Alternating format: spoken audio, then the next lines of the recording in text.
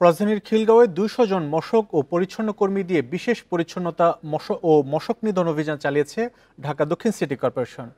Bundle থাকলে প্রতি সেনমানিতে টাকা বাঁচবে। বিকাশ সেনমানি বান্ডেল কিনে জিতুন প্রতি লেনদেনে। সকাল 8:30টার দিকে শুরু হয় এই অভিযানে মশার লার্ভা নিধন করা হয়। এছাড়াও বংশবিস্তারের উপযোগী পরিবেশে ছিটানো হয় কীটনাশক। এ সময় ডিএসসিসির প্রশাসক মোহাম্মদ শাহজাহান মিয়া জানান, এখন থেকে বিচ্ছিন্নভাবে নয়, নিয়মিত অভিযানের মাধ্যমে মশক নিধন কার্যক্রম চলমান রাখা হবে।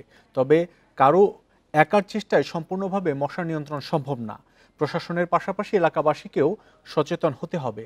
নিয়মিত বাড়ি ও আশপাশে পরিষ্কার রাখতে হবে বলেও জানান মোহাম্মদ শাহজাহান মিয়া।